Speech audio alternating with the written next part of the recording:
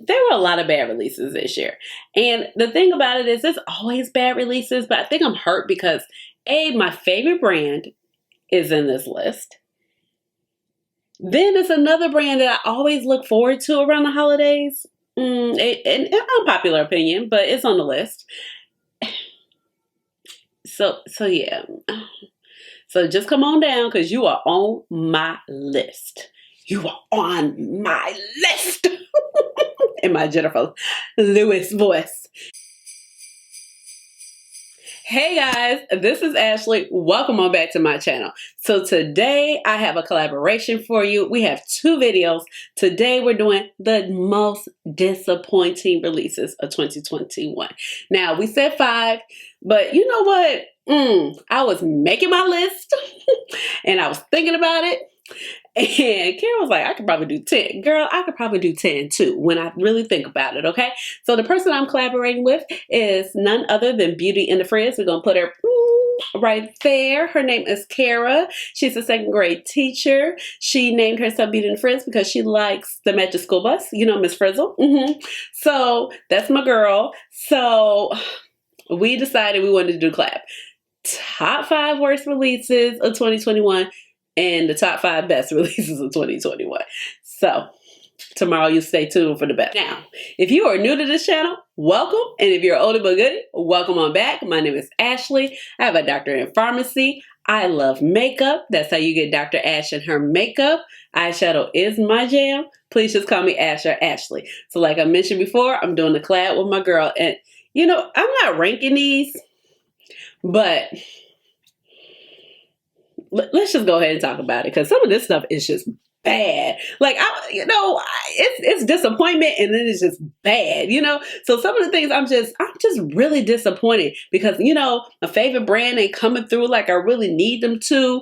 And then you just see some stuff. You're like, well, who told you to do that? That's terrible. Nobody asked for that. Like, that person's rolling in his grave.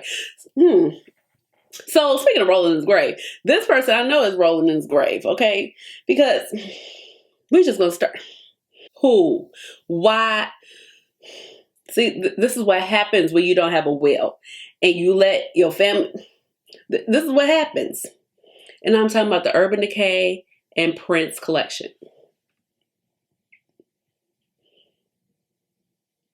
And Urban Decay, y'all thought that this was a good idea? Like, you thought that we should just go ahead? These palettes are terrible. It was 2 palettes. One was like neutral with some weird color story. The other one was this funny purple one. Like, y'all could have just first of all, I don't think he should have been in collaboration with anybody. Nobody asked for that, okay? Prince is a special icon. So if you're going to do a collaboration with him, you got to do it right. But see, this is just a testimony because his estate is just a mess. They over here fighting over it because he ain't had no will. This man is probably turning in his grave. And this is the mess that happens, okay? Because you get crappy little collections like this because people over here trying to make a dime off of his name. Urban Decay, you should be ashamed of yourself. Like, it's just so bad. It's like the most boring collection I've ever seen in my life. In Urban Decay, you can do better. Matter of fact, Urban Decay, you on this list more than once. But when we talk to Prince, like, you just gonna mess up a cultural icon like this. This was just so bad. It was no need for me to buy it, for me to test it out, to give you reason what I think. Now, I'm a Prince fan, but I'm not like a super Prince fan, okay? But this was just terrible. I mean, what? Like, when I say terrible, it was like terrible with a capital. Terrible. So, I'll throw the pictures here. So, terrible. Them colors look ash. Like, the color stories don't even make sense.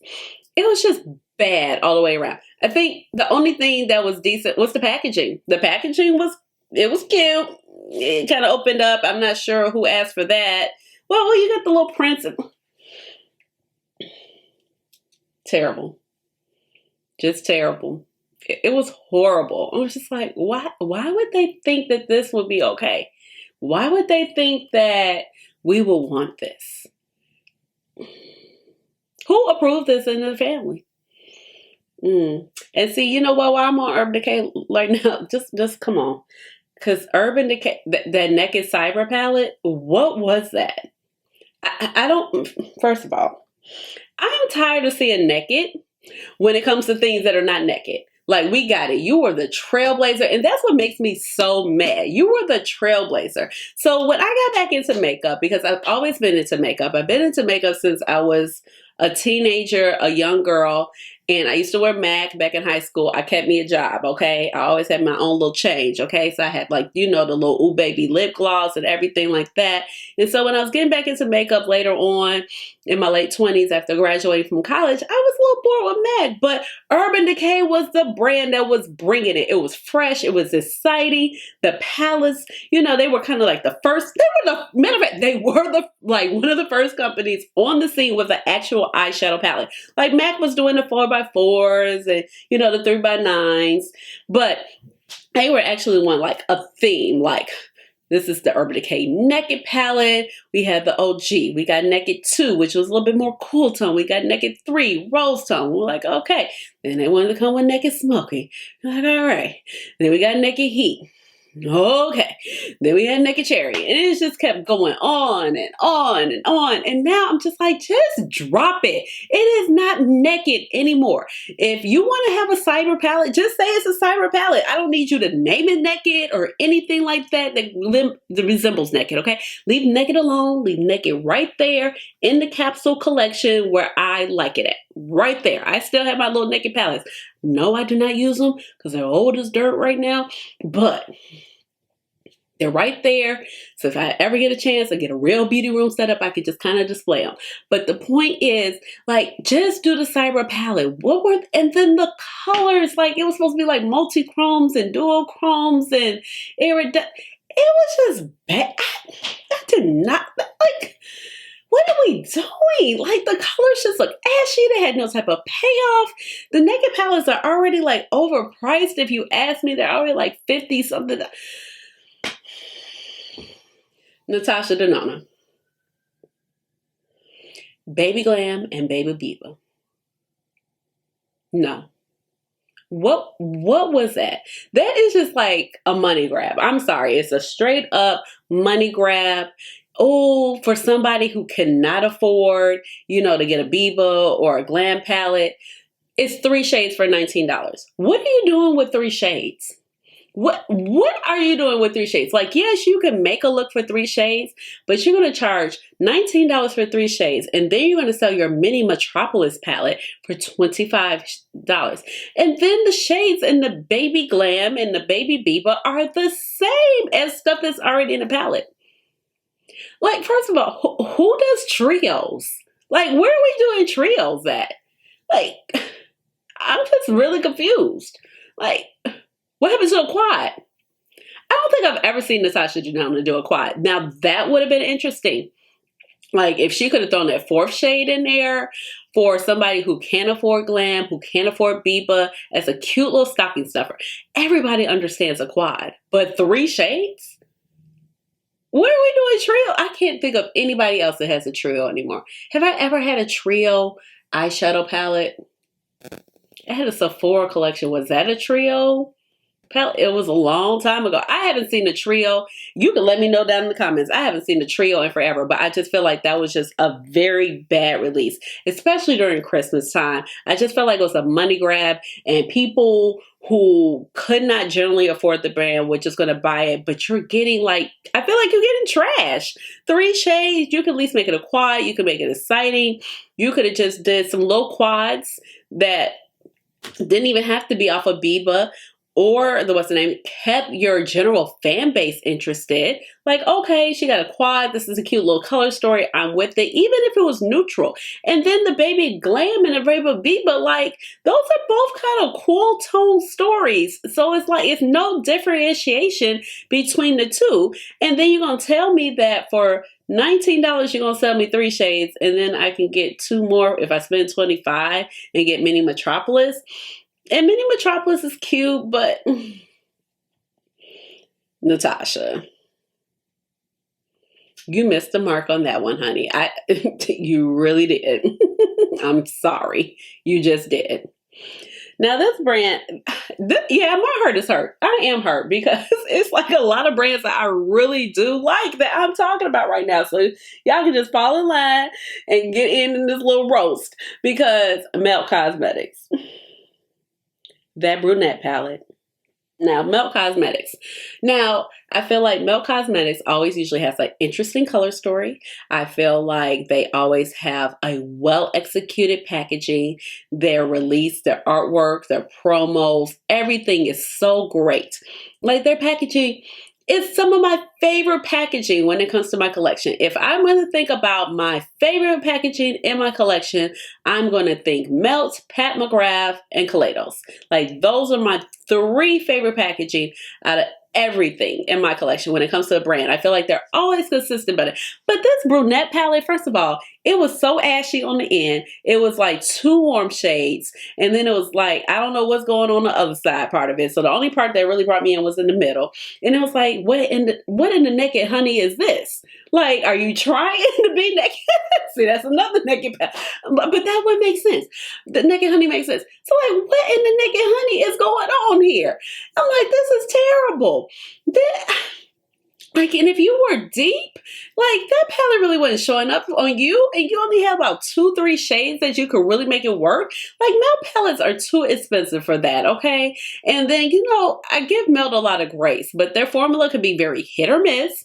So it did not look, I don't know, that brunette palette, the packaging looked terrible. You barely saw any promos of it. It was like, did y'all even want to put this palette out? Or were you like on some type of contractual obligation to just put a release out? Like, let me know, because it didn't even look like I wanted to put the palette out. It was just like, here you go, brunette. Next, we're on to thinking about Christmas, and we're back to showing stuff for smoke sessions and Gemini and all the other, and she's in parties that we're in favor. Like, it was like a little blip in the radar. It was like, what was that? The packaging was not interesting. Like, just because it was a neutral palette didn't mean it needs to be not interesting. Like, you know, Natasha Denona does neutral palettes, and we're like, whoa! You know, Pat McGrath, as much as we've like, oh, it's a shimmer and a pop in here, a lot of it's neutral, but we're like, whoa! Mel has done neutral palettes. Like, think about the Rust palette. The Rust palette is bomb. Brunette just made me mad. And it was just really I really like Mel. I look forward to what they come out with. But, you know, I'm going to let them slide. They had some solid releases this year. You know, they had like the blueprint. The blueprint was really cute. What else did they have? You know, they had the more Pulsa, and I don't even know. Now, another brand that I really look forward to this person's palettes around Christmas time, because she only gives us one large palette. And the one large palette that she gives us usually has great quality versus the mini palettes that she puts out that can be very hit or miss. Now, this palette may have great quality, but I'm just pissed. I'm upset because I'm just like, Hilda Beauty, Rose Quartz. Unpopular opinion, you can fight me. I don't like it. I think it was a poor release. I'm like, I really waited all year for you to give me this. It looks ashy. I don't think it's going to do anything for my skin complexion. Now, caveat, okay? I did go in Sephora today and I saw the palette in person. It looked better in person. It looked a little bit deeper in person, like it might not be so ashy, but you have done that so many times. You have done that before. Like, you have given us these celestial vibes before. And not to say that other brands haven't given us celestial vibes time and time again, but I'm just like, we only get one big palette per year. And this is what you give us. And then, dare I say, it's another shade in there, like that Naughty Nude, that slippery palette, that slippery shade that nobody likes. Now, Naughty Nude was a great palette. I like that palette. The only shade I don't fool with is the one that says slippery. But everything else, I'm like, this is beautiful, this is beautiful, this, yes, like, but I feel like I was just so thrown off. So I'm glad to see that it was a little bit more deeper in person. But I just feel like if you are a person of color, like, you really couldn't, that palette really wasn't doing you any type of justice. Like, you're just buying it. The mattes are going to be, they're not going to pull the deepest, because sometimes I feel like even though Hilda can be very conscientious about making sure she's catering to all different types of colors, in terms of skin complexions, but sometimes her mattes haven't always pulled the deepest. And I think that's true of like the palette Desert Dusk. That was like her second big palette. I think that's kind of true of like Mercury Retrograde, but that's more pastel. And so you're like, okay, you know, you can kind of finesse it. But this one, I was just like, what is going on here? I was not thrilled. And it might be an unpopular opinion, but I was just not impressed. And after getting Naughty News last year, I was thoroughly impressed with that palette. So for me to be sitting here talking about, I'm wondering what you coming out for around Christmas time for your one big palette a year, and you give us that, I'm like, nah, dog, it's a no for me. It's a no for me, okay? So I'm not here for it at all. And don't get me wrong, I like that she comes out with one big palette a year, because, you know, she's not pushing releases down our throat. I mean, but she has a lot of releases, so, you know. Now this one right here, y'all know how I feel about this brand, and she hurt me. And so the problem is the promos. The problem is it was the promos, okay? Because y'all know how Mama Pat, Auntie Pat, Patricia, Dame Mother Pat, whatever you want to call her, you know, like the promos and the inspirations and the videos and the imagery and everything is just off the chain. Like, the Instagram posts for this palette were just amazing. We were like, oh my God, it's a sunset over a building with the water, and it's going to be a blue and a fire and the sun, and we got My Little Ponies, and it's going to be a rainbow, and we were like, just give it to me all. I'm available to put this all over me. I am so ready for it. And then we see the packaging. We're like, oh, it's a lot of pink, but this packaging is bomb.com. Now, all jokes aside, this packaging is fire, okay? All jokes aside, this packaging is bomb, okay? It is gorgeous. I'm like, I need a t-shirt. I need a pen. I need some nail your Auntie Pat with this utopian dream packaging. Now, honey, when she opened it up on Instagram, and I saw that it was like basically Divine Rose 3 that nobody asked for. Nobody asked for it. And see, the thing is, I think this would have been like, I think this would have been better. I think it would have. Here's the thing. She has given us so much pink. We get it. We know you love pink. You love mauve. I don't know what type of hold it got on you, girl, but let it go. Like, I mean, it's pretty. So if I turn it here, you see the shift of this shade. So this is the only shade that's like, for me, this just could have been a 6 pan, okay? So the shades that would have been in my 6 pan, because, you know, I don't need this and this. This would be in my 6 pan. So we got 1, 2, 3, 4. I'm like, maybe it could have been a quad. I'm really over here like, well, what else do I want in my 6 pan? Okay. So now I'm at a quint. Okay. So definitely for sure. Like, so for me, the bottom row is what's hitting it. Okay. So the bottom row could have just been a 5 pan for me. But if I was just going to throw in a 6 shade, it would be this one up here, because I just feel like this shade is gorgeous. Now, I'm not going to either front on VR Sex Stream. VR Sex Stream is gorgeous. I do put it all over the lid and walk up out the door, and I'm very happy, okay? This Blitz Astral shade is very pretty as well. But this palette is very much a one-trick pony. And, like, after a while, it's like, that's why it just could have been like a 6 pan. So, I mean, after all the promotions and everything, and the My Little Ponies, and then you come with Divine Rose 3, and I don't even know. Did I reach 5 yet? Let me see, because I'm on a roll. So this is not a bad release, but I have like another palette to talk about, but I just gotta talk about it, you know? And it's the Tentalia times Sydney Grace. I was really, really excited for those palettes because I like Tentalia. I respect her work. She's always coming and giving us like the real deal on the products, you know? And her release was solid. It's not a bad release, but this is where my disappointment came in. All three of them palettes look alike. Tell me they don't. All three of them look alike. Now, I think that was great that she had a light and a deep version. And I like the theme, but all three of them looked alike. I really wanted all three. I really wanted all three until I saw it. And I was like, nope. The only one I want is on the horizon. So I believe this was the middle palette. They're gorgeous. But I could not justify having all three palettes. I was like, it's just no way. It's no way. The formula is great. So my disappointment is that they all looked alike. You can swatch them. At the end of the day, all the color stories looked alike, okay?